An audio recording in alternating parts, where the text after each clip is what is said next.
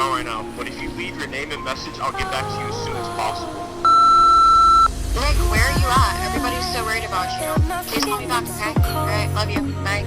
Lost myself for the night. I can feel in my bones. Breathing out, waking up 4 a.m. Walking streets that are vacant, tracing the lines of the cracks in the pavement, and nobody knows I keep composed on the outside. But yeah, my mind says something that my heart just don't. All the Paradise, 83 feet away. I can feel it coming, but I won't stop running. I know. My heart is beating faster now, and nothing's gonna slow it down. I'm breathing in, but I'm stuck in my skin. My heart is beating loud and out, and nothing's gonna drown it out. In my head, I feel it's too late. I know that I can't stop.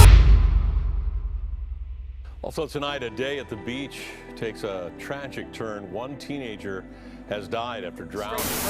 Now, a possible drowning in Portsmouth. The Coast Guard, police, and firefighters are assisting.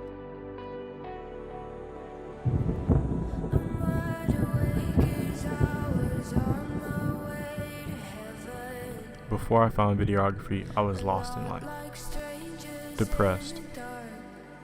I hated my life because I didn't think I was enough. Eventually to the point of where I had thoughts of suicide. I grew up knowing that I wasn't born to just graduate college and work a 9 to 5 until I died. When I found videography, my life changed forever. Dropped out of college, left my 9 to 5 and just created. It showed me that there's more to life and that the most important things to me are family and friends. With very little prior experience and one dream, I took off down this path and never looked back. My name is Nick Burnam, and this is the story of how videography saved my life. The story of my leap of faith.